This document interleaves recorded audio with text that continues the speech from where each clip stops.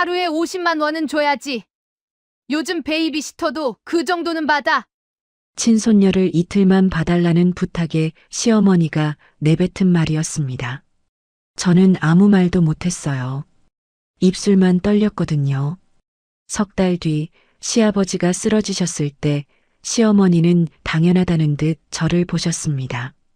저는 웃으며 말했어요. 어머님, 간병비 하루 50만 원이시죠? 어머님이 정하신 시세니까요. 계산서 보내주세요. 시어머니 얼굴이 하얗게 질렸습니다. 이 이야기는 10년 전 제가 이 집에 시집 온 날로 거슬러 올라갑니다. 이야기 시작 전 구독과 좋아요 부탁드려요. 어디에서 듣고 계신지 적어주시면 그쪽을 향해 복 받으시길 기도드리겠습니다. 시집 온 첫날 시어머니가 저를 위아래로 훑어보셨어요. 수진아, 우리 큰며느리는 약사야. 서울대 약대. 그 말씀을 왜 갑자기 하시나 싶었습니다. 저는 웃으면서 인사를 드렸어요. 시어머니는 인사를 받으며 고개를 끄덕이셨는데 그 다음 말이 가슴에 박혔습니다. 큰며느리는 약사라 체면이 서고 넌 뭐 평범하니까 집안일이나 잘하면 돼. 평범하니까. 그 세 글자가 10글자보다 무거웠어요. 저는 대학도 나왔고 결혼 전에는 회사도 다녔습니다.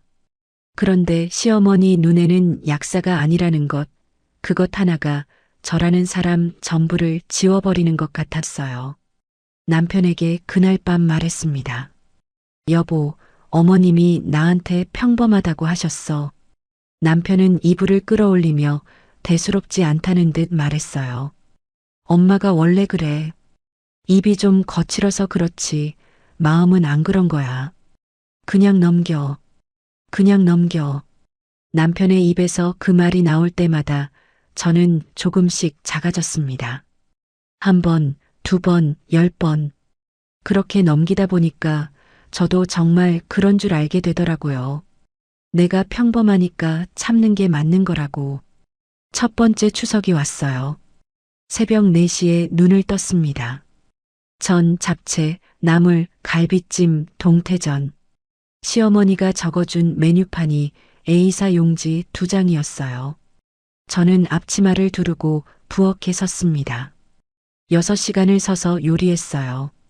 다리가 퉁퉁 부었고 손등에는 기름이 튀어 빨간 점이 생겼습니다. 10시쯤 큰동서가 오셨어요. 어머님 왔어요. 어머, 은정아. 어서 와. 앉아. 피곤하지? 약국이 바쁘니까 무리하지 마. 시어머니가 소파를 툭툭 치며 자리를 내주셨습니다.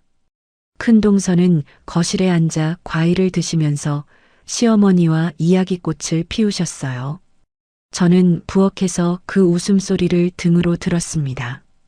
명절마다 그랬어요. 큰동서는 손님이었고 저는 일꾼이었습니다. 한 번은 남편의 형, 그러니까 큰아주버님이 부엌에 오셔서 물 한 잔을 따르시다가 저를 보셨어요. 수진 씨, 혼자 다 하고 있어? 아, 아주버님. 괜찮아요. 거의 다 됐어요. 큰아주버님은 잠깐 멈칫하시더니 거실 쪽을 한번 돌아보셨습니다. 그리고는 아무 말 없이 물컵을 들고 나가셨어요. 아시는 거였어요. 다들 아셨습니다. 그런데 아무도 말하지 않았어요. 이 집에서 그건 원래 그런 거니까.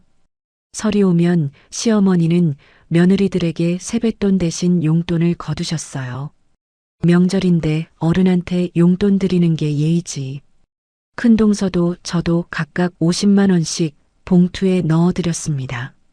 시아버지 몫까지 합하면 매번 200만 원이 시어머니 손에 들어갔어요. 생신, 어버이날, 추석, 설. 1년이면 몇 번이었는지 세어보니 한숨이 나오더라고요. 거기에 매달 생활비 지원도 있었습니다. 큰 집에서 70만 원, 저희 집에서 50만 원. 시어머니는 그걸 당연하게 받으셨어요. 요즘 물가가 얼마인데 이것도 빠듯해. 저는 한 번도 의심하지 않았습니다. 시부모님 생활비니까 당연히 드려야 하는 거라고 생각했거든요. 그렇게 해가 바뀌고 또 바뀌었어요. 딸 서윤이가 태어나고 걸음마를 떼고 유치원에 가고 초등학교에 입학했습니다. 그 사이에 명절은 20번 넘게 돌아왔고 저는 20번 넘게 부엌에 섰어요. 어느 추석이었는지 정확히 기억나지 않습니다. 밤 11시쯤 손님들이 다 돌아가고 설거지를 끝낸 뒤였어요. 텅 빈 식탁에 혼자 앉았습니다. 다리가 아파서 주물렀는데 문득 거실에서 들려오던 웃음소리가 떠올랐어요. 시어머니가 큰동서에게 이렇게 말씀하셨거든요. 은정아, 올해도 수고했어. 바쁜데 와줘서 고마워. 저한테는 한 번도 하신 적 없는 말이었습니다. 고마워. 그 두 글자를 듣고 싶었던 건 아니에요. 다만 똑같이 며느린데 왜 한쪽에만 그 말이 가는 건지 목이 메었습니다. 울지는 않았어요. 대신 빈 식탁 위에 손을 올려놓고 한참을 앉아 있었습니다. 시계 초침 소리만 또각또각 울렸어요. 남편이 내려왔습니다. 수진아, 뭐해? 안 올라와? 응. 금방 갈게. 빨리 와. 나 졸려. 남편은 다시 올라갔어요. 제가 왜 거기 앉아 있는지 묻지 않았습니다. 결혼 10년 차. 저는 이 집에서 투명인간이었어요. 일은 제가 하고, 칭찬은 큰동서가 받고, 불만은 삼키고, 남편은 모른 척하고, 그게 제 자리였습니다. 그래도 참았어요. 서윤이 때문이었습니다. 이 아이한테 엄마 아빠가 싸우는 모습을 보여주기 싫었고, 할머니네 집에 가기 싫다는 말을 듣고 싶지 않았거든요. 참는 게 미덕이라고 생각했습니다. 엄마가 그러셨으니까요. 시집살이는 다 그런 거야. 참으면 나중에 다 알아줘. 나중이 언제인지는 아무도 말해주지 않았어요. 그런데 그 나중이 제가 상상도 못한 모양으로 찾아왔습니다. 어느 봄날 제 전화기가 울렸어요. 봄이었어요. 서윤이가 초등학교 2학년이 된 지 한 달쯤 됐을 때였습니다. 오후 3시 전화기가 울렸어요. 친정 큰오빠였습니다. 수진아, 아버지가 쓰러지셨어. 뇌경색이래. 지금 응급실이야. 손에 들고 있던 빨래 바구니를 떨어뜨렸습니다. 무릎에 힘이 풀렸어요. 머릿속이 하얘지면서 한 가지 생각만 맴돌았습니다. 아버지, 오빠, 지금 어느 병원이야? 대전 한밭병원. 지금 CT 찍고 있어. 빨리 와. 전화를 끊자마자 가방부터 챙겼습니다. 그런데 현관에서 멈춰야 했어요. 서윤이, 오후 4시면 학교가 끝나요. 누군가 데리러 가야 하고, 저녁을 먹여야 하고, 재워야 합니다. 남편한테 전화를 걸었어요.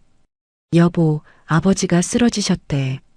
나 지금 대전 내려가야 해. 서윤이 좀. 나 지금 울산이야. 공장 긴급 파견이라 내일 저녁까지는 못 올라가. 심장이 쪼그라드는 것 같았습니다. 남편은 미안하다고 했어요. 진심으로 미안해하는 목소리였습니다. 그런데 미안한 마음으로는 서윤이를 데리러 갈 수가 없었어요. 큰동서한테 전화를 할까 잠깐 생각했습니다. 하지만 평일 오후에 약국 문을 닫을 수는 없는 거잖아요. 환자들이 기다리고 있을 테니까. 결국 시어머니한테 전화를 드렸어요. 어머님, 죄송한데요. 친정아버지가 뇌경색으로 쓰러지셨어요. 제가 지금 급히 대전에 내려가야 하는데 서윤이를 이틀만 봐주실 수 있으세요? 전화기 너머로 잠깐 침묵이 흘렀습니다. 이틀? 네, 이틀이요. 남편이 출장 중이라 내일 저녁에는 올라오거든요. 그때까지만요. 시어머니가 혀를 차는 소리가 들렸어요. 수진아, 내가 왜 봐야 하는데? 나도 바빠. 가슴이 턱 막혔습니다. 친손녀예요. 제가 남의 집 아이를 맡아달라는 게 아니라 어머님 손녀를 이틀만 봐달라는 건데.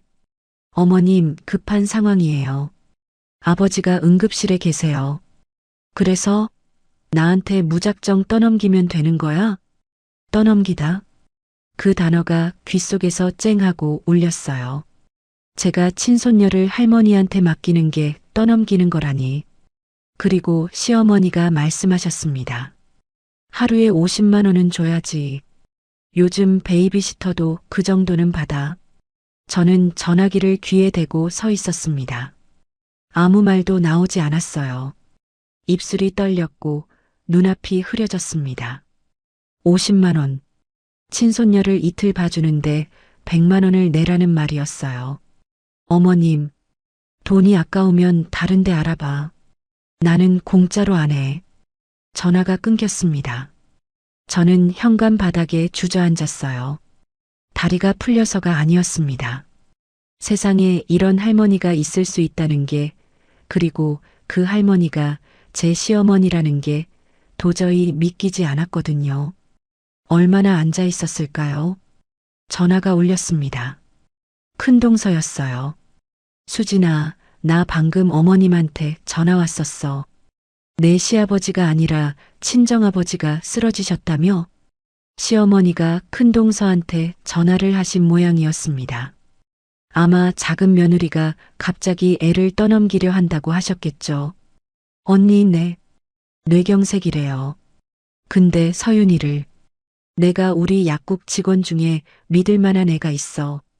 김 약사, 아이들 엄마야.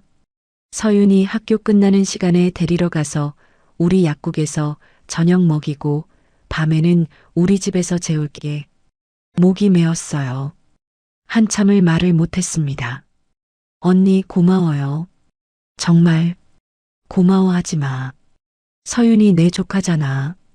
당연한 건데. 빨리 가. 아버님 걱정되시겠다. 당연한 건데. 시어머니한테는 50만 원짜리 일이 큰동서한테는 당연한 일이었습니다. 전화를 끊고 겨우 신발을 신었어요. KTX 표를 끊으면서 손이 떨렸고 대전역에 내려서 택시를 잡을 때도 눈물이 멈추지 않았습니다. 아버지 걱정에 우는 건지 서러움에 우는 건지 저도 잘 모르겠었어요. 둘 다였을 거예요. 아버지는 중환자실에 계셨어요. 왼쪽 팔다리를 못 움직이셨습니다. 말씀도 어눌하셨고 눈만 간신히 돌리셨어요.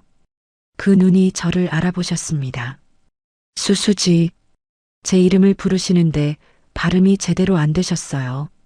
코끝이 시큰해졌습니다. 저는 아버지 손을 잡았어요. 따뜻했지만 왼손에는 힘이 없었습니다. 아빠 나왔어. 괜찮을 거야. 거짓말인지 진심인지 모를 말을 했습니다. 아버지는 오른손으로 제 손등을 더듬으셨어요. 쓰다듬는 건지 잡으려는 건지. 아버지의 손끝이 닿을 때마다 눈물이 한 방울씩 떨어졌습니다. 큰오빠가 복도에서 기다리고 있었어요. 의사 말로는 골든타임 안에 왔으니까 크게 나쁘지는 않대. 재활 잘하면 걸을 수 있을 거래. 다행이라는 말이 목까지 올라왔다가 내려갔습니다. 다행이라고 하기엔 아버지의 축 늘어진 왼팔이 너무 가슴 아팠거든요. 밤에 보호자 대기실 접이식 침대에 누웠어요. 잠이 오지 않았습니다. 서윤이는 큰동서 집에서 잘 자고 있을까? 아버지는 밤사이 괜찮으실까? 남편은 내일 저녁에 올라온다고 했는데, 그리고 시어머니의 목소리가 귓속에서 맴돌았어요. 하루에 50만 원. 천장을 보며 생각했습니다. 10년간 명절마다 혼자 부엌에 서고 용돈을 드리고 생활비를 보내드리고 아이들 돌봄은 전부 제가 했습니다. 그런데 딱 한 번 제가 급해서 부탁드렸더니 돌아온 건 가격표였어요. 이게 가족인가?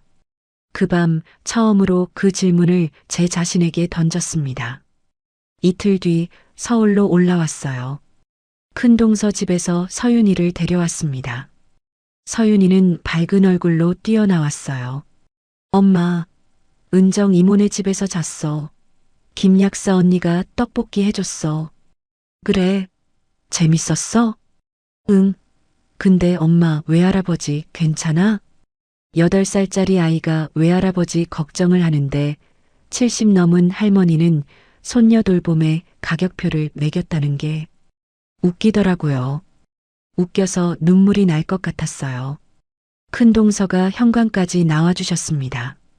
서윤이 잘 놀았어. 걱정 마. 언니 정말 고마웠어요.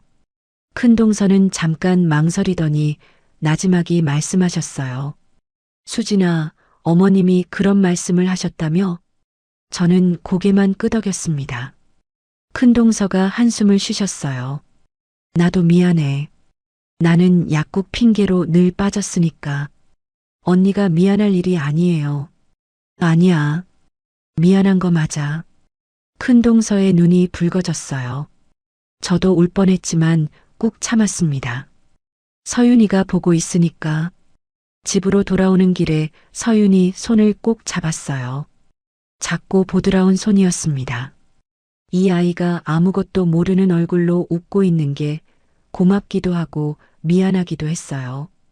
그날 밤 남편이 출장에서 돌아왔어요. 장인어른은 좀 어떠셔? 재활하면 걸을 수 있대. 다행이야. 다행이다. 수진아, 서윤이 맡기느라 고생했어. 저는 남편을 바라봤습니다. 이 사람은 아직 모르더라고요. 시어머니가 친손녀한테 50만 원을 매겼다는 걸. 말할까 말까 고민하다가 입을 열었어요.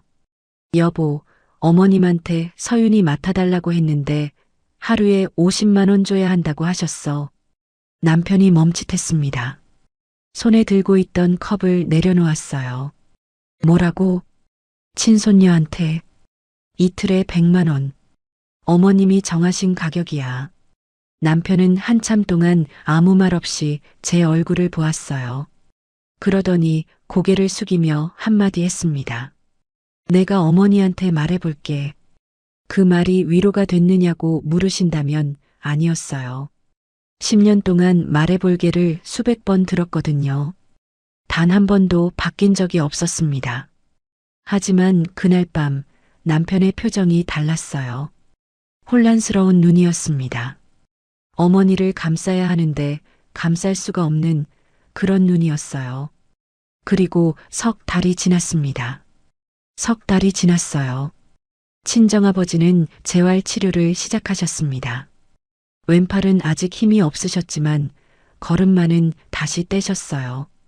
큰오빠가 곁에서 돌보고 있었고 저는 일주일에 한 번씩 대전에 내려가서 아버지 얼굴을 베었습니다. 그 석 달 동안 시어머니와 저 사이에는 아무 일도 없었어요.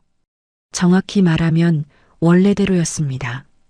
시어머니는 50만 원 이야기를 한 적이 없다는 듯 구르셨고 저도 아무 말 하지 않았어요. 남편이 시어머니께 말을 했는지는 모르겠습니다. 물어보지 않았어요. 물어봤자 말해볼게와 엄마가 원래 그래 사이를 오갈 테니까. 6월 어느 화요일이었어요. 오전 11시 남편한테 전화가 왔습니다. 수진아, 아버지가 쓰러지셨대. 뇌졸중이래. 지금 큰형이 119 불렀어. 또였습니다. 석 달 전에는 제 아버지, 이번에는 남편의 아버지. 가슴이 철렁 내려앉았어요. 어느 병원이야? 서울 아산병원 응급실. 나 지금 회사에서 출발할게. 당신도 올 수 있어? 서윤이는 학교에 있었고 학교 시간까지 3시간이 남아 있었습니다. 옆집 아주머니한테 학교 픽업을 부탁드리고 병원으로 향했어요. 응급실에 도착하니 큰아주버님이 먼저 와 계셨어요. 넥타이를 풀어 헤친 채 복도 의자에 앉아 계셨는데 얼굴이 굳어 있었습니다. 아주버님, 아버님 어떠세요?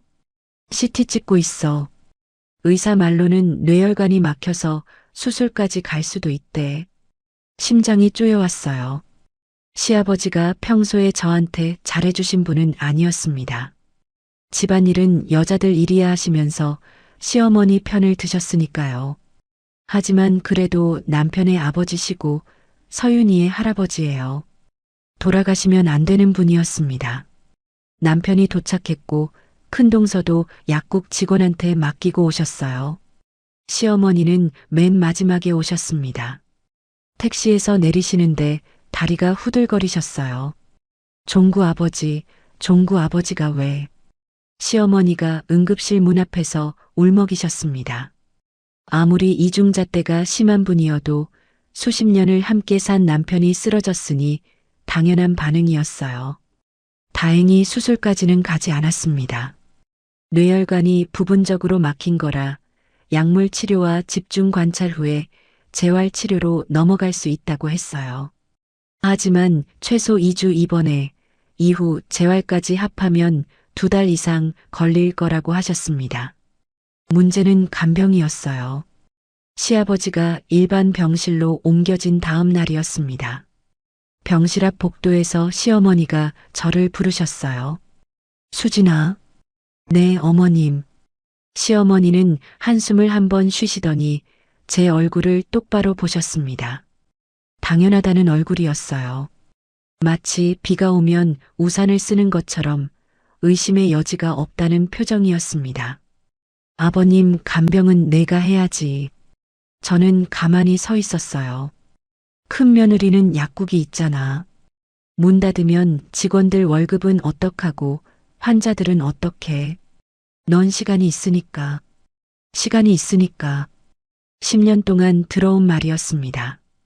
명절에 혼자 요리를 하는 것도 시간이 있으니까, 집안일을 도맡는 것도 시간이 있으니까.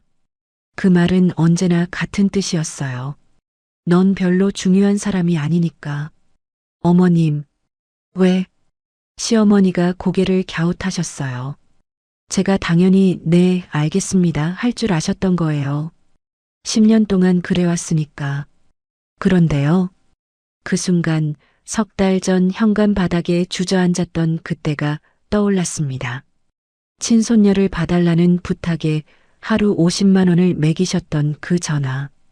떠넘기지 말라던 그 말. 공짜로 안 한다던 그 목소리. 가슴속에서 뭔가가 차갑게 가라앉았어요. 분노가 아니었습니다. 분노는 뜨거운 거잖아요. 이건 차가웠어요.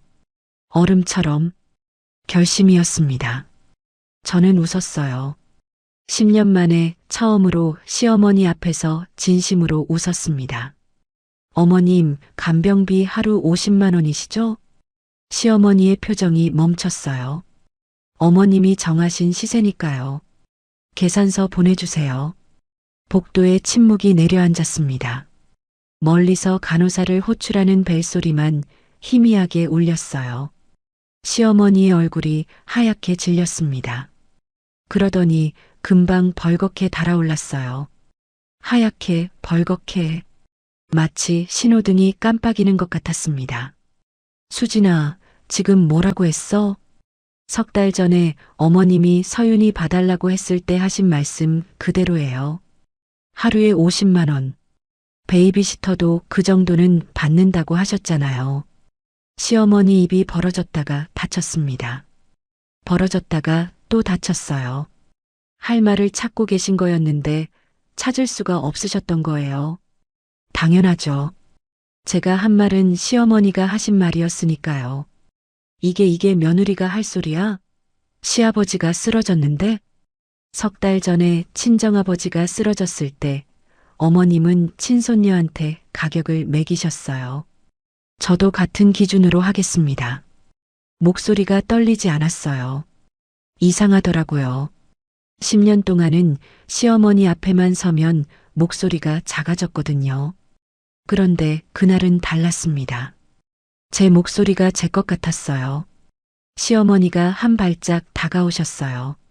내가 감히. 어머님, 저는 물러서지 않았습니다. 저는 간병을 안 하겠다는 게 아니에요. 어머님이 정하신 기준을 따르겠다는 거예요. 시어머니 눈에 뭔가가 흔들렸어요. 분노인지 당혹인지 굴욕인지 아마 전부였을 거예요. 그때 뒤에서 목소리가 들렸습니다. 무슨 일이야? 남편이었어요. 병실에서 나오다가 복도의 기류가 심상치 않았던 모양입니다. 시어머니가 돌아서며 말씀하셨어요. 준혁아, 내 마누라가 시아버지 간병하는데 돈을 달라고 해. 남편이 저를 보았어요. 저는 차분하게 말했습니다. 3달 전에 어머님이 서윤이 봐주시는데 하루 50만 원이라고 하셨어. 나도 같은 기준으로 하겠다고 말씀드린 거야. 남편이 멈칫했어요. 3달 전 출장에서 돌아온 날 밤에 제가 했던 말이 떠오르셨겠죠. 50만 원. 남편은 그때 내가 말해볼게라고 했고 결국 아무 말도 안 하셨을 거예요. 어머니. 남편이 시어머니를 보았습니다. 어머니가 진짜 서윤이 봐주는데 50만 원 달라고 하셨어요? 시어머니 입술이 실룩거렸어요. 그건 상황이 달라. 뭐가 달라요? 손녀를 봐주는 건 공짜로 안 하면서 며느리한테 간병은 공짜로 하라는 게 말이 돼요? 남편의 목소리가 처음으로 높아졌습니다. 결혼 10년 만에 처음이었어요. 시어머니도 놀라셨는지 한 발짝 물러서셨습니다. 준혁아, 너까지 이럴 거야? 어머니, 저도 이번에는 그냥 넘길 수가 없어요. 남편의 목소리가 떨렸어요. 분노가 아니라 슬픔이었습니다. 자기 어머니한테 처음으로 맞서는 게 이렇게 힘든 일인지 남편의 눈이 붉어져 있었어요. 결국 가족회의가 열렸습니다. 병실 옆 보호자 상담실에서요. 큰아주버님, 큰동서, 남편, 그리고 저. 시어머니는 한쪽 구석 의자에 앉아 계셨어요. 큰아주버님이 먼저 말을 꺼내셨습니다. 간병은 전문 간병인을 쓰자. 아버지 퇴직연금이 있고 건강보험에서 간병비 일부가 나온다. 며느리들한테 맡기는 건 현실적으로도 안 맞아. 합리적인 결론이었어요. 큰동서도 고개를 끄덕이셨습니다. 그게 맞아요. 간병은 체력적으로도 힘들고 전문 교육을 받은 분이 하시는 게 아버님한테도 좋아요. 시어머니는 아무 말씀이 없으셨어요. 입을 꾹 다문 채 고개를 돌리고 창밖을 보고 계셨습니다. 큰아주버님이 시어머니를 보시며 말씀하셨어요. 어머니, 그렇게 하겠습니다. 시어머니가 느리게 고개를 끄덕이셨어요. 동의한 게 아니라 더 이상 반박할 말이 없으셨던 거예요. 상담실을 나서는데 시어머니가 저를 스치면서 나지막이 말씀하셨어요. 수진아. 네, 어머님. 너 오늘부터 당분간 집에 오지 마. 냉전 선언이었습니다. 저는 대답하지 않았어요. 고개만 살짝 숙이고 지나갔습니다. 복도를 걸어 나오는데 남편이 뒤따라왔어요. 수진아. 응. 미안해. 저는 걸음을 멈추지 않았습니다. 미안한 거 알아. 근데 여보, 미안하다는 말은 이제 그만 듣고 싶어? 남편이 아무 말도 못했어요. 저도 더 말하지 않았습니다. 병원 로비를 나서니 6월의 햇살이 쏟아졌어요. 눈이 부셨습니다. 한참 동안 하늘을 올려다봤어요. 울지 않았습니다. 10년 만에 처음으로 시어머니 앞에서 제 말을 했어요. 후련해야 하는데 후련하지 않았습니다. 그 대신 이상하게 담담했어요. 마치 오래 막혀있던 배수구가 뚫린 것처럼 뭔가가 빠져나간 느낌이었습니다. 무거웠던 게 빠졌어요. 10년짜리 무거운 것. 그런데 그게 끝이 아니었습니다. 진짜 폭풍은 3달 뒤 시아버지가 퇴원하면서 시작됐어요. 시아버지는 2주 만에 일반 병동으로 옮기셨고 한 달 뒤에 재활병원으로 전원하셨습니다. 전문 간병인이 곁에 계셨고 큰아주버님과 남편이 번갈아 저녁마다 들르셨어요. 시어머니는 저한테 냉전을 선언하신 뒤로 연락이 없으셨습니다. 명절 인사도 전화도. 저도 먼저 연락하지 않았어요. 이상하게 편안했습니다. 10년 만에 시어머니 눈치를 안 보는 생활이 이렇게 가벼운 건지 처음 알았거든요. 그런데 시아버지 입원이 2달을 넘기면서 문제가 생겼어요. 간병비였습니다. 전문 간병인 비용이 하루 13만 원이었어요. 건강보험에서 일부가 나오긴 했지만 본인 부담분의 병실 차액, 재활치료비까지 합하면 한 달에 거의 400만 원 가까이 나갔습니다. 시아버지 퇴직연금으로 감당이 됐지만 연금 수령 통장을 관리하는 건 시어머니셨거든요. 큰아주버님이 먼저 말을 꺼내셨어요. 남편한테 전화가 왔습니다.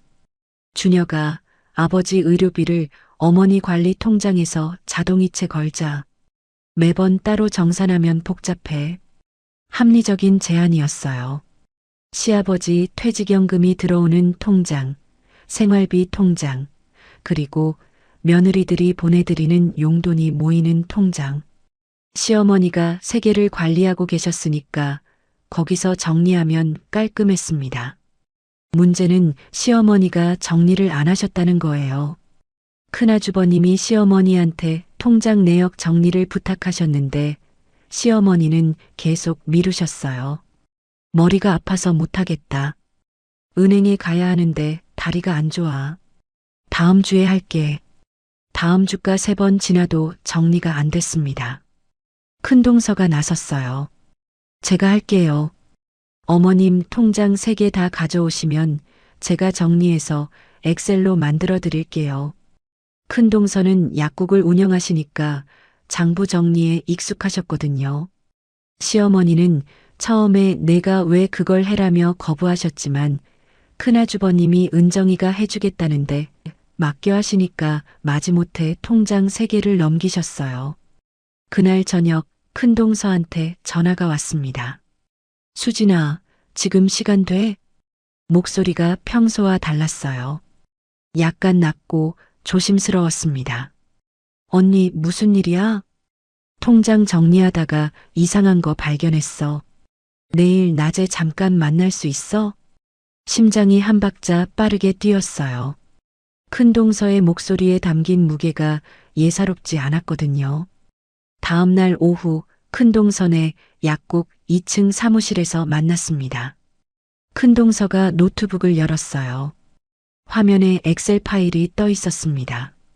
통장 거래 내역을 날짜 순으로 정리한 것이었어요. 이거 봐. 큰동서가 노란색으로 형광 표시된 줄들을 가리켰습니다. 우리가 매달 보내는 생활비 있잖아. 큰 집에서 70만 원, 너희 집에서 50만 원, 합해서 120만 원. 응. 이 120만 원이 들어오고 나서 일주일 안에 다른 계좌로 빠져나가. 손가락으로 화면을 짚으며 설명하셨어요. 1월, 2월, 3월. 매달 같은 패턴이었습니다. 생활비가 들어오면 며칠 뒤에 70만 원에서 100만 원 사이의 금액이 특정 계좌로 이체되는 거예요. 이 계좌 누구 거야? 큰동서가 잠깐 멈추셨어요. 그리고 나지막이 말씀하셨습니다. 인터넷 뱅킹 이체 내역에 수취인 이름이 찍혀 있더라고. 김태수? 김태수? 시어머니 친정 조카였어요. 38살. 카페를 차렸다가 망하고 또 차렸다가 또 망한 사람이었습니다. 시어머니가 명절 때마다 태수가 이번엔 잘 될 거야 하시면서 편을 들어주셨던 그 조카. 언니, 이게 얼마나 돼? 큰동서가 엑셀 하단을 가리켰어요. 3년치를 다 합산했어. 매달 생활비에서 빠진 것, 명절 용돈에서 빠진 것, 시아버지 퇴직연금에서 빠진 것까지 숫자가 보였습니다. 4,730만 원. 숨이 막혔어요. 4,700만 원이 넘는 돈이 며느리들이 보낸 생활비와 용돈에서, 그리고 시아버지 퇴직연금 일부에서 시어머니 친정 조카한테 흘러들어간 거였습니다. 이거 시아버지는 아세요? 아실 리가 없지. 통장 관리를 어머님이 하셨으니까. 저는 의자 등받이에 기대 앉았어요. 천장을 보았습니다. 머릿속이 하얘지면서 동시에 온갖 기억이 소용돌이 쳤어요. 매달 50만 원을 붙일 때마다 저는 생활비를 아꼈습니다. 서윤이 학원비를 줄이고 제 옷은 사지 않았어요. 남편 월급에서 50만 원을 빼면 빠듯했거든요. 그래도 시부모님 생활비니까 당연히 드려야 한다고 생각했습니다. 그 돈이 시부모님 생활비가 아니라 실패한 카페 사업 자금으로 들어가고 있었다니. 언니는? 큰동서가 고개를 숙이셨어요. 나도 마찬가지야. 매달 70만 원 보내면서 어머님이 생활이 빠듯하신 줄 알았어. 아버님 약값이 많이 든다 하셔서 더 보낸 적도 있어. 큰동서의 눈이 붉어졌습니다. 3년이야 수진아. 3년 동안 우리한테 그런 짓을 한 거야. 저는 아무 말도 못했어요. 분노가 올라와야 할 자리에 허탈함이 먼저 차올랐거든요. 배신감이라고 해야 할까요? 아니, 배신감보다 더 깊은 거였어요. 속았다는 것. 10년간 참아온 제 인내가, 성실하게 보낸 생활비가, 명절마다 혼자 선 부엌이 전부 이 사람한테 이용당한 재료였다는 것. 위장이 뒤틀리는 것 같았습니다. 실제로 속이 울렁거렸어요. 큰동서가 물 한 잔을 건네주셨어요. 한참 만에 저는 입을 열었습니다. 언니, 이거 아주버님이랑 남편한테 알려야 해. 나도 그 생각이야. 근데 어머님한테 먼저 말하는 건 안 돼. 큰동서가 단호하게 말씀하셨어요. 먼저 말하면 어머님이 통장을 정리하거나 변명을 준비할 시간을 줘. 사실관계를 먼저 확인하고 아주버님이랑 준혁 씨한테 보여준 다음에 가족회의를 하는 게 맞아. 큰동서는 냉정했습니다. 평소에 조용하고 한 발짝 물러서 계시던 분이 이 순간만큼은 완전히 달라져 있었어요. 약국을 15년 운영하면서 장부의 숫자가 거짓말하지 않는다는 걸 아는 사람의 눈빛이었습니다. 수진아, 응, 솔직히 말할게. 나도 10년 동안 미안했어. 큰동서가 노트북 화면을 바라보며 말씀하셨어요. 어머님이 너한테 하시는 거 다 봤어. 명절에 혼자 부엌에서 일하는 것도 평범하다고 무시하는 것도. 근데 나는 약국 핑계로 빠졌잖아. 내가 약사라서 어머님한테 좋은 소리 듣는 게 편했으니까. 목이 메었어요. 그건 언니 잘못이 아니야. 아니야. 내 잘못 맞아. 알면서 모른 척한 건 같은 편이 아니었다는 거니까. 큰동서가 저를 똑바로 보셨어요. 이번엔 안 그럴 거야. 같이 하자. 그 말 한마디가 10년치 서러움보다 무거웠습니다. 코끝이 찡했어요. 그날 저녁 큰동서가 큰아주버님한테 통장 내역을 보여주셨어요. 큰아주버님의 반응은 예상 밖이었습니다.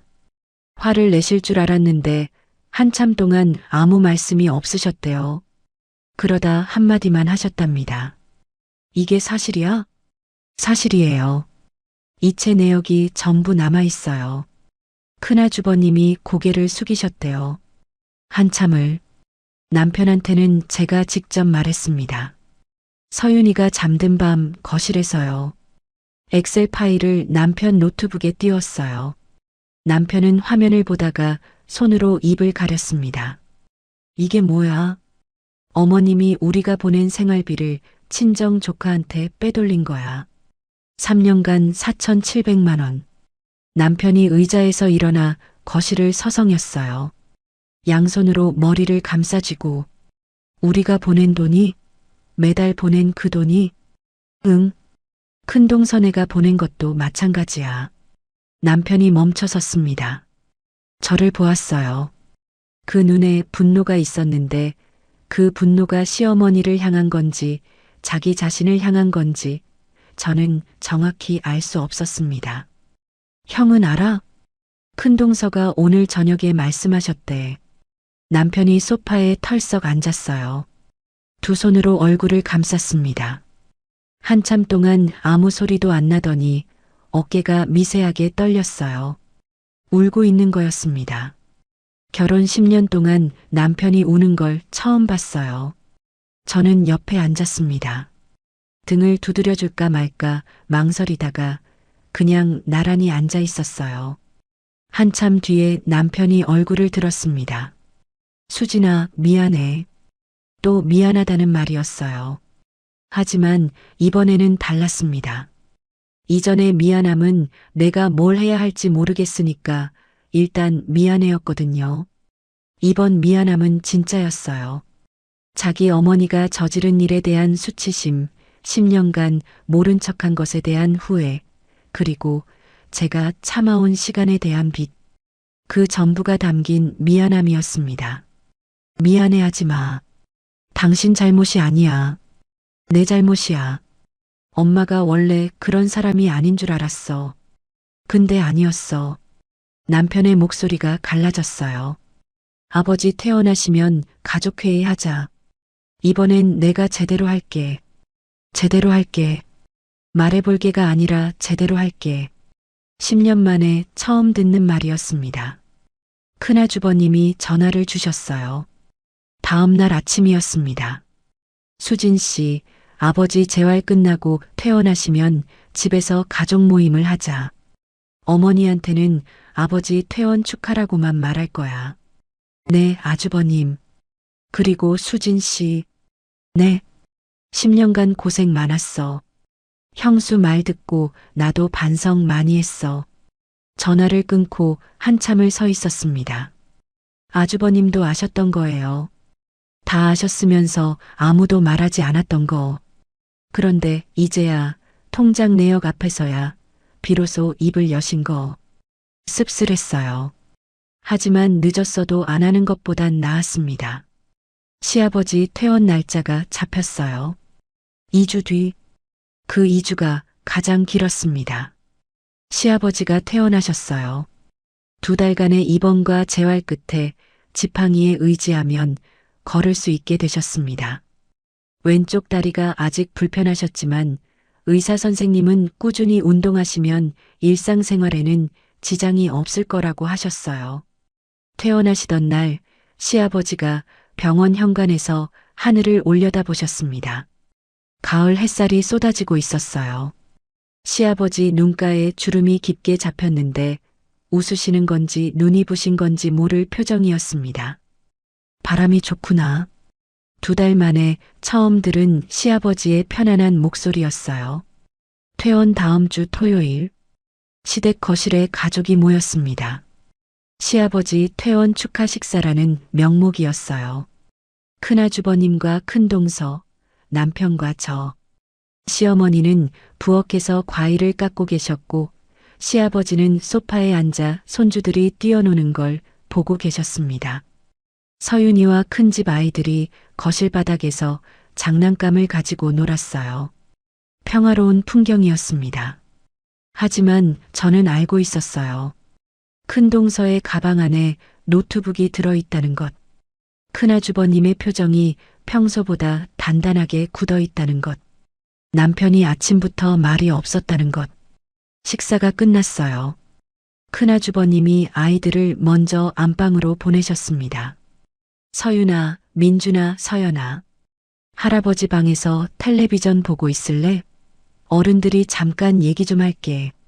아이들이 우르르 안방으로 들어갔어요. 시아버지도 일어나시려는데 큰아주버님이 말씀하셨습니다. 아버지, 잠깐 계세요. 같이 들으셔야 할 이야기가 있습니다. 시아버지가 고개를 갸웃하셨어요. 시어머니가 부엌에서 나오시며 물으셨습니다. 무슨 이야기? 아버님 퇴원 축하하는 자리인데 분위기가 왜 이래? 아무도 대답하지 않았습니다. 거실에 무거운 침묵이 내려앉았어요. 시어머니의 눈이 불안하게 흔들렸습니다. 거실에 앉은 4사람의 얼굴을 차례로 훑으셨어요. 큰동서가 가방에서 노트북을 꺼내 커피 테이블 위에 올려놓았습니다. 화면을 열었어요. 노란색으로 형광 표시된 엑셀 파일. 큰아주버님이 입을 여셨습니다. 어머니, 아버지 입원비 정산하려고 통장을 정리했습니다. 시어머니의 손이 멈췄어요. 앞치마를 만지작거리던 손가락이 미세하게 떨렸습니다. 그래서 정리하면 됐잖아. 정리하다 보니까 이상한 내역이 있었어요. 큰 동서가 화면을 돌려 시어머니 쪽으로 보여주셨습니다. 어머님, 이 노란색으로 표시된 줄 보이시죠? 매달 며느리들이 보낸 생활비가 들어오고 일주일 안에 같은 계좌로 빠져나갑니다. 시어머니가 화면을 보셨어요. 표정이 순식간에 바뀌었습니다. 놀란 건지 들킨 건지 아마 둘 다였을 거예요. 그건 생활비를 쓴 거지. 생활비를 쓰셨으면 마트나 병원이나 약국으로 나가야죠. 이건 매달 같은 계좌로 70만 원에서 100만 원씩 이체한 거예요. 큰동서의 목소리는 차분했습니다.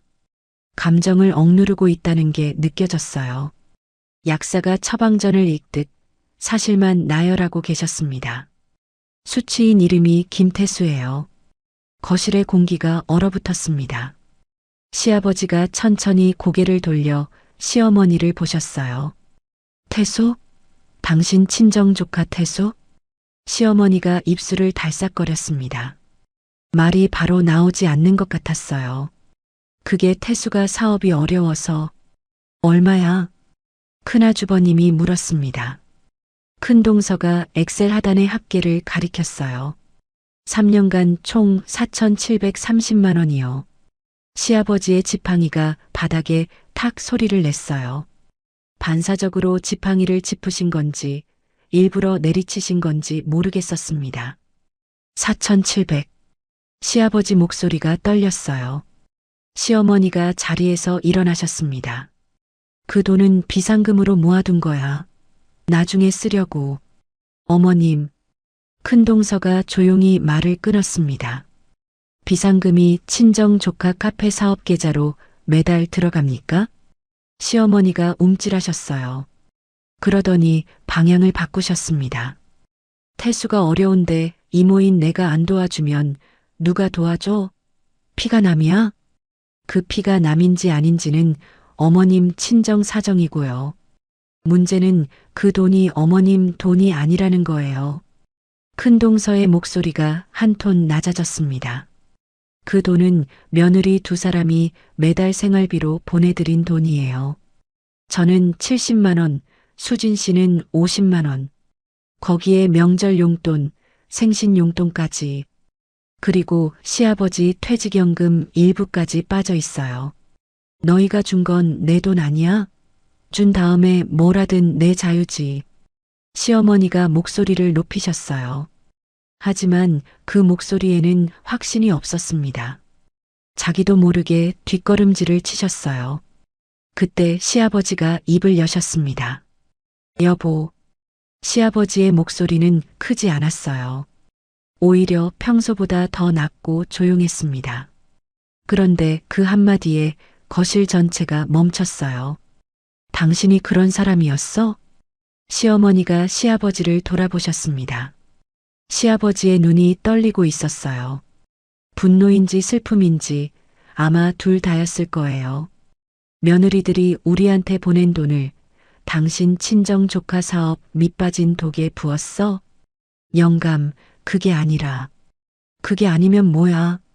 시아버지가 목소리를 높이셨어요. 결혼 후 시아버지가 시어머니한테 소리를 지르는 걸 처음 들었습니다. 남편도 큰아주버님도 굳은 얼굴로 서 계셨어요. 시아버지가 지팡이를 짚고 일어나셨습니다. 불편한 왼쪽 다리를 끌면서 시어머니 앞에 섰어요. 수진이가 명절마다 혼자 부엌에 서 있을 때 나는 알면서도 모른 척했어. 그게 내 잘못이야. 시아버지가 저를 돌아보셨어요. 평생 집안일에 무관심하셨던 그분이 처음으로 저를 제대로 보시는 것 같았습니다. 수진아, 미안하다. 그 한마디에 코끝이 시큰해졌어요. 시아버지가 다시 시어머니를 보셨습니다. 근데 당신은 나보다 더해. 며느리들이 허리띠 졸라매면서 보낸 돈을 조카한테 퍼줬어? 그것도 몰래? 나한테도 한마디 없이? 시어머니의 입술이 파르르 떨렸습니다. 내가 평생 모른 척한 게 당신을 이렇게 만든 거야. 내 잘못이 크다. 시아버지가 소파에 다시 앉으시며 한숨을 내쉬셨어요. 어깨가 무너지는 것 같았습니다. 큰아주버님이 한 발짝 앞으로 나오셨어요. 어머니, 지금 중요한 건 변명이 아니에요. 사실을 인정하시는 거예요. 시어머니가 아들을 올려다보셨습니다. 준호야, 너까지. 저까지가 아니라 진작 말씀드렸어야 했어요. 어머니가 수진 씨한테 하시는 거 저도 다 봤습니다. 형수가 말해줬어요. 그런데 저도 가만히 있었어요. 그건 제 잘못이에요. 큰아주버님의 목소리도 떨렸습니다. 장남이 어머니 앞에서 이런 말을 하는 게 얼마나 힘든 일인지 떨리는 목소리가 말해주고 있었어요. 그리고 남편이 일어섰습니다. 어머니, 시어머니가 둘째 아들을 보셨어요. 수진이가 10년간 참은 게 저 때문입니다. 남편의 눈이 붉었어요. 저는 알면서도 엄마가 원래 그래라고 넘겼어요. 수진이한테 참으라고 했어요. 그게 제 잘못이에요. 남편이 고개를 숙였습니다. 어머니한테 말씀드리겠다고 하고 한 번도 안 했어요. 수진이 혼자 싸우게 놔뒀어요. 남편으로서 못난 짓 한 거 저는 압니다. 시어머니가 아들 둘을 번갈아 보셨어요. 남편을, 시아버지를, 큰아주버님을, 큰동서를, 그리고 마지막으로 저를. 사방이 다 벽이었습니다. 큰동서가 자리에서 일어나셨어요. 어머님, 하나만 더 말씀드릴게요. 시어머니가 큰동서를 보셨습니다. 큰며느리, 체면이 서는 약사. 시어머니가 가장 아끼셨던 며느리였어요. 어머님이 늘 하시던 말씀 있잖아요. 큰 며느리는 약사라 체면이 서고 작은 며느리는 평범하니까 집안일이나 해라. 시어머니의 눈이 흔들렸습니다. 직업으로 며느리 줄 세우는 게 체면이에요? 큰동서의 목소리가 떨렸지만 또렷했어요. 수진 씨가 10년간 명절마다 혼자 부엌에서 일한 거, 그게 체면이 안 서셨어요? 제가 약사인 게 그렇게 자랑스러우셨으면 수진 씨가 이 집안을 10손가락으로 떠받친 것도 자랑스러우셔야죠. 시어머니의 입이 벌어졌다가 닫혔습니다. 2번, 3번. 그리고 시어머니의 눈에서 눈물이 떨어졌어요. 거실이 조용했습니다. 벽시계 소리만 똑딱거렸어요. 시어머니가 소파 끝에 천천히 앉으셨습니다. 두 손을 무릎 위에 올려놓으셨는데 그 손이 가늘게 떨리고 있었어요. 한참을 고개를 숙이고 계시다가 작은 목소리로 말씀하셨습니다. 내가 잘못했다. 아무도 대답하지 않았어요. 시어머니가 고개를 들어 저를 보셨습니다. 수진아. 네, 어머님. 미안하다. 3글자였어요. 10년 동안 한 번도 들은 적 없는 3글자. 시어머니의 입에서 그 말이 나오는 게 비현실적이었습니다. 마치 텔레비전 속 장면을 보는 것 같았어요. 열해 동안 내가 고생한 거 나는 알면서도 당연하게 여겼다. 50만 원 얘기도 내가 사람이 아닌 짓을 했어. 시어머니의 목소리가 갈라졌어요. 태수한테 돈 보낸 것도 변명할 게 없다. 조카가 불쌍해서 그랬는데 그게 너희한테 이런 짓을 하는 거였다는 걸 나는 생각을 못했어. 저는 시어머니를 바라보았습니다. 72세의 작은 여자가 소파 끝에 쪼그리고 앉아 눈물을 흘리고 있었어요. 분하기도 하고 허탈하기도 하고 이상하게 안쓰럽기도 했습니다. 10년 동안 이 순간을 기다린 건 아니에요. 사과를 바라고 참은 게 아니었거든요. 그냥 참는 게 맞는 줄 알았을 뿐이에요. 그런데 막상 사과를 받으니까 후련하지가 않았습니다. 무너진 벽은 사과 한마디로 다시 세워지지 않으니까요. 저는 천천히 입을 열었어요. 어머님, 사과는 받겠습니다. 시어머니가 고개를 드셨어요. 하지만 신뢰는 시간이 걸립니다. 시어머니의 눈물이 또 떨어졌어요. 고개를 끄덕이셨습니다. 아무 말 없이 그날 거실에서 합의가 이루어졌습니다. 큰아주버님이 정리하셨어요. 첫째, 시어머니가 관리하시던 통장은 폐쇄하고 시아버지 명의의 공동관리 통장으로 전환한다. 입출금 내역은 매달 아들 둘에게 공유한다. 둘째, 빼돌린 4,730만 원은 친정 조카 김태수에게 상환을 요청한다. 당장 전액이 어려우면 분할 상환이라도 받는다. 셋째, 명절 음식 준비는 두 며느리가 번갈아 하거나 함께 분담한다. 한쪽에만 몰아서는 안 된다. 넷째, 향후 생활비 지원은 시아버지 통장으로 직접 입금하고 시어머니 개인 통장으로는 보내지 않는다. 시어머니는 한마디도 반박하지 않으셨어요. 고개를 숙인 채 전부 수긍하셨습니다. 합의가 끝나고 사람들이 하나둘 자리를 떴어요. 큰동서가 현관에서 저를 잡으셨습니다. 아무 말 없이 제 손을 꽉 잡으셨어요. 따뜻했습니다. 잘했어. 두 글자만 하시고 돌아서셨어요. 저도 두 글자만 했습니다. 언니도. 남편과 서윤이와 함께 집으로 돌아오는 차 안이었어요. 서윤이가 뒷좌석에서 잠들었습니다. 창밖으로 가을 저녁 하늘이 붉게 물들어 있었어요. 남편이 운전하면서 나직이 말했어요. 수진아. 응. 오늘 내가 한 말 멋있었어. 멋있다는 말은 아니었어요. 그냥 제가 해야 할 말을 한 것뿐이었습니다. 10년이 걸렸을 뿐. 당신이 어머니한테 한 말도. 남편이 멈칫하더니 핸들을 살짝 고쳐 잡았어요. 10년 늦었지. 늦었어도 안 하는 것보단 나아. 남편이 고개를 끄덕였어요. 그리고 신호 대기 중에 오른손을 뻗어 제 손등을 살짝 잡았습니다. 결혼 10년 만에 처음으로 남편의 손이 사과처럼 느껴졌어요. 말로 못하는 것을 손끝으로 전하는 사람이 된 거였습니다. 놓지 않았어요. 저도. 창밖으로 가로등이 하나씩 켜졌습니다. 서윤이의 고른 숨소리가 뒷좌석에서 들려왔어요. 참는 게 미덕이라고 생각했습니다. 아니었어요. 내 목소리를 내는 것, 부당한 것에 부당하다고 말하는 것, 그것이 가족을 지키는 방법이라는 걸 저는 42살에 처음 알았습니다. 추석이 돌아왔어요. 1년 전과 같은 계절, 같은 명절. 그런데 풍경이 달랐습니다. 새벽 4시에 혼자 일어나지 않았어요. 8시에 눈을 떴습니다. 남편이 먼저 일어나 서윤이를 씻기고 있었어요. 여보, 일어났어? 서윤이 머리 말리고 있어. 밥 먹고 가자.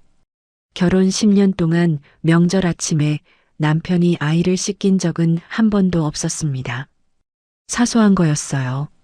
그런데 그 사소한 게 어떤 사과보다 따뜻했습니다. 시댁에 도착하니 부엌에 이미 사람이 있었어요. 큰동서였습니다. 앞치마를 두르고 잡채 재료를 손질하고 계셨어요. 저를 보더니 웃으셨습니다. 수진아, 저는 내가 부칠게.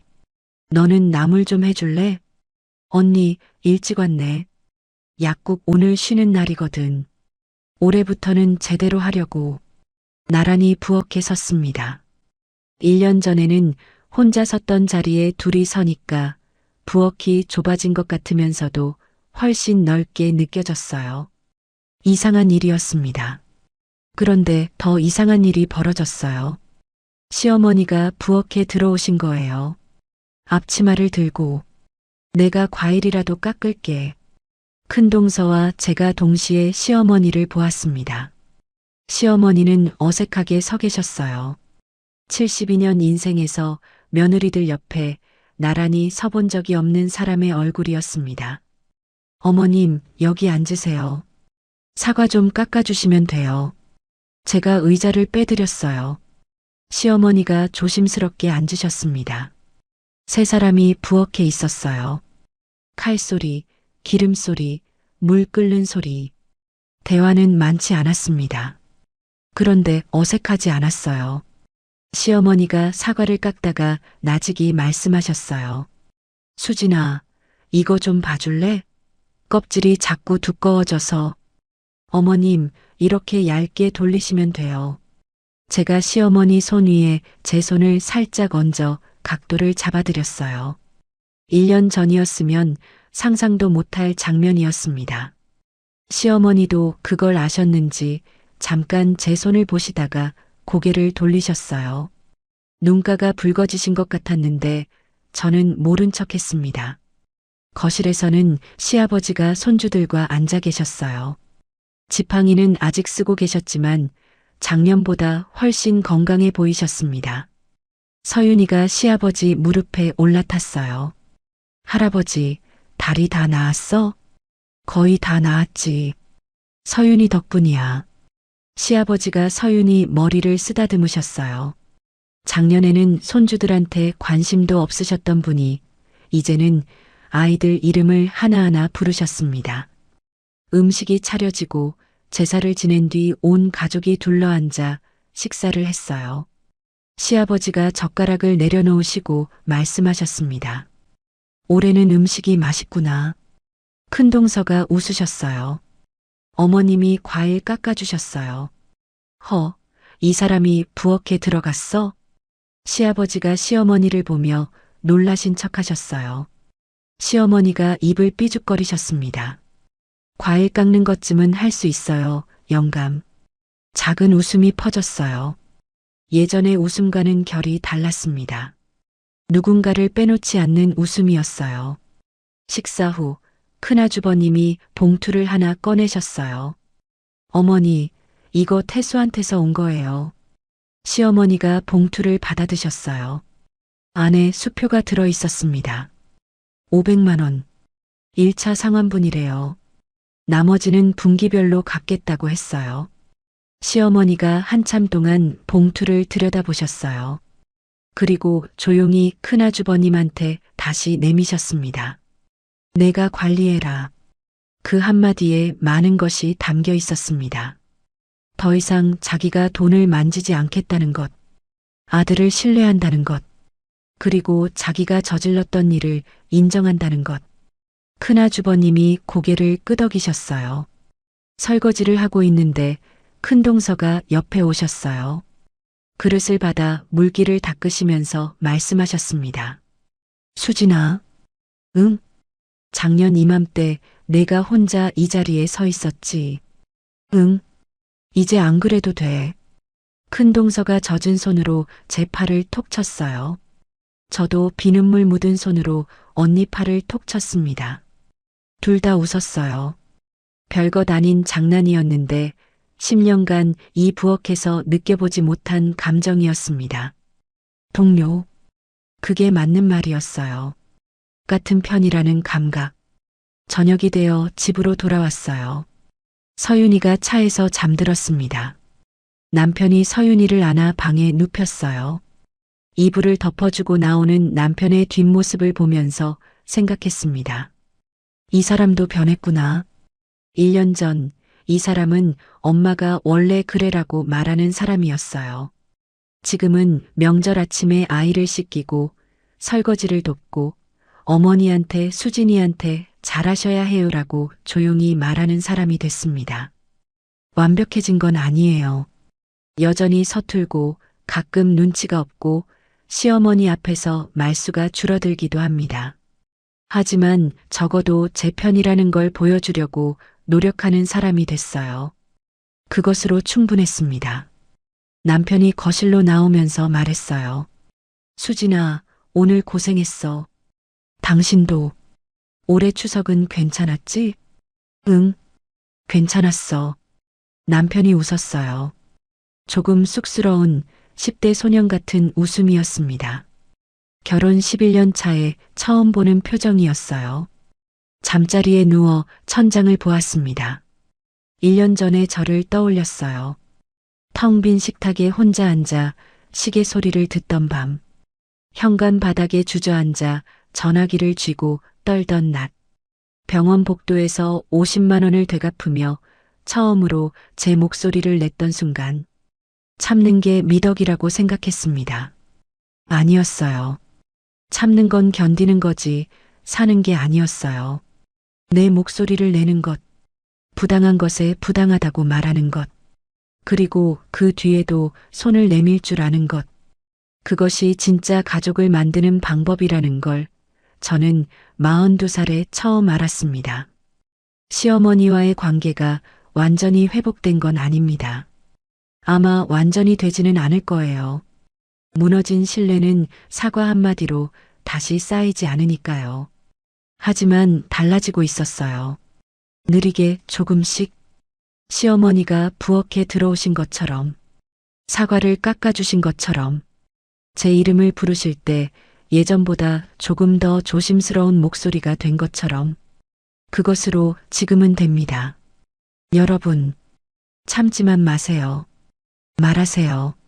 말하는 게 가족을 부수는 게 아니에요. 말하지 않는 게 가족을 부수는 거예요. 당신의 목소리를 당신이 먼저 들어주세요.